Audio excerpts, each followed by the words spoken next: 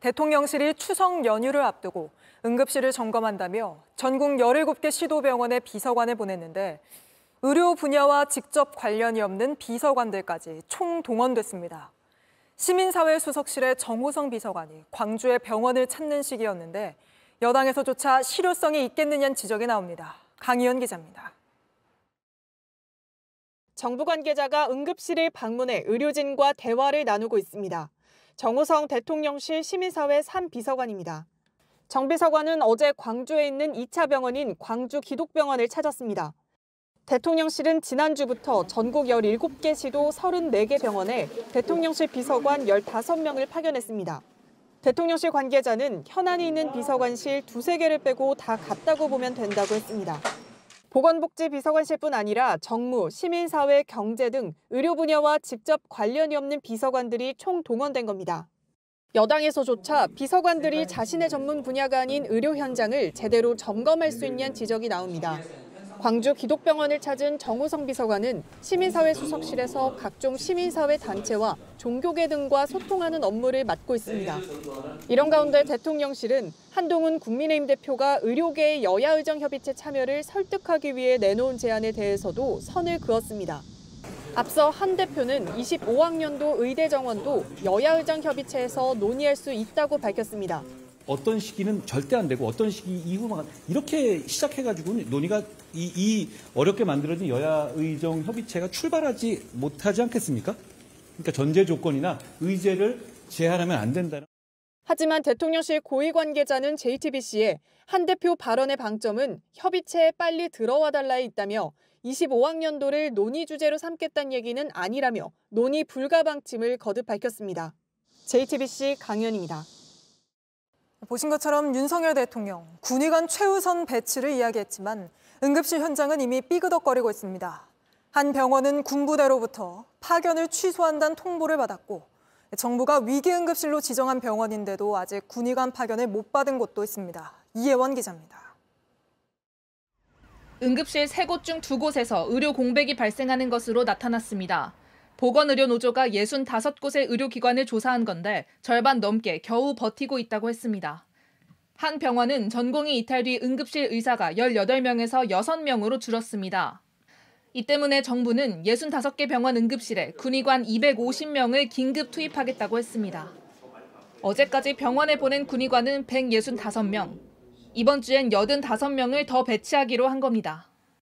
저희가 이제 국방부하고 군의관 배치와 관련해서는 사전에 이렇게 긴밀하게 충분히 협의하고 있다는 말씀을 드리고. 하지만 시작부터 현장은 혼란을 겪고 있습니다. 강원대병원엔 응급의학과 1명을 포함해 총 6명이 파견됐지만 모두 현장 경험이 없고 의료사고 부담이 크다며 진료를 거부한 상태입니다. 세종 충남대병원은 이번 주 5명이 배정될 예정이었지만 부대에서 취소 통보를 해 무산됐다고 했습니다. 복지부는 군의관의 업무 등을 바꿔 재배치하겠다고 했지만 각 병원에선 회의적인 목소리가 나옵니다. 저도 응급의학과 이쪽에서 근무할 수 있는 사람을 요청을 했는데 배석을 전혀 받지 못했다 그러더라고요. 그런 쪽으로는 도움이 안 되고 있고요. 응급환자 진료나 치료를 위한 이제 현장 경험이 중요한데 그거에 대한 이제 부재, 본인들도 많이 부담스러워하고.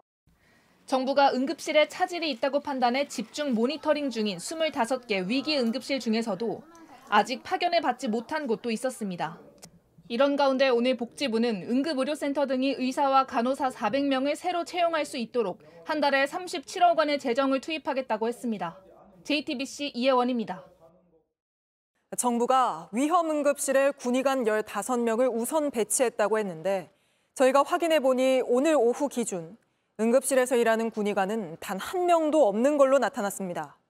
아예 병원을 떠나 돌아간 군의관도 절반이 넘는 걸로 파악됐습니다. 황예린 기자입니다. 정부가 응급실 운영이 어려운 병원 5곳에 배치한 군의관은 총 15명. 하지만 15명 모두 응급실에서 일하지 않는 걸로 나타났습니다. 응급의학과 전문의 8명도 응급실 근무가 어렵다는 상황입니다. 일부는 기존 근무지로 복귀했고 일부는 상대적으로 부담이 적은 곳에서 일할 것을 요구하는 상황입니다. 보건복지부는 당황스럽다는 입장입니다. 파견 군의관은 응급실 당직 시 혼자가 아닌 2인 1조로만 일할 수 있게 방침을 마련했다는 겁니다. 하지만 의료계에선 이들이 임상 경험이 많지 않고 의료 소송의 부담을 갖고 있었다는 목소리가 나옵니다. 익숙하지 않은 환자를 보다가 사고가 나는 것은 불을 보듯 뻔한 상황입니다. 책임 소재를 명확하게 하지 않고 무조건 가서 일을 하라고 하는 것은 아마도 따를 만한 의사들이 없을 거라고 생각합니다. 앞으로도 문제입니다. 정부는 오는 9일까지 군의관 235명을 추가로 병원에 파견하겠다고 했습니다. 현장에서 일하는 부분들에 대한 가이드라인들을 없이 진행이 됐는데 복지부, 국방부 같이 협의해서 앞으로는 좀 제도화를 해나갈 예정입니다. 하지만 같은 일이 반복돼도 이를 막을 규정이 없습니다. 일각에선 제대로 교육이 안 된 채 급히 응급 현장에 투입했다 사고가 날 우려가 있다고도 했습니다. JTBC 황예린입니다. 추석 연휴를 앞두고 의료 공백에 대한 불안이 커지는 가운데 윤석열 대통령이 내일부터 2주 동안 비상응급주간에 들어간다고 밝혔습니다. 윤 대통령은 정부의 안내에 따라준다면 걱정 없이 의료 서비스를 받을 수 있다고 강조했는데 의료 현장의 우려는 더욱 커지고 있습니다. 먼저 강희연 기자 보도 보시고 저희가 취재한 실태를 보여드리겠습니다. 윤석열 대통령은 용산 대통령실에서 국무회의를 주재하면서 추석 연휴 동안 응급 의료 체계가 차질 없이 가동되도록 하겠다고 말했습니다. 국민들께서 걱정하지 않으시도록 총력을 다하고 있습니다. 정부의 안내에 따라 주시면 걱정 없이 의료 서비스를 받으실 수 있습니다. 현장을 지키는 의료진에 대한 보상 방안도 밝혔습니다. 추석 연휴 전후 한시적으로 진찰료, 조제료 등 건강보험 수가를 대폭 인상하기로 했습니다. 이에 따라 권역응급센터 전문의 진찰료는 평소의 3.5배 수준으로 인상되고 응급실에 들어온 뒤 24시간 안에 진행되는 중증 응급수술 수가는 50% 가산됩니다. 윤 대통령은 추석 연휴 기간 문을 연 병의원을 검색하는 방법까지 안내하면서 세세하게 정부 대책을 밝혔습니다. 추석 때 우려했던 의료 비상사태가 발생할 경우 여론에 치명적일 수 있다는 판단을 한 것으로 풀이됩니다. 윤 대통령은 다만 여야의정 협의체 구성이나 의료계의 참여를 설득할 방안에 대해선 언급하지 않았습니다.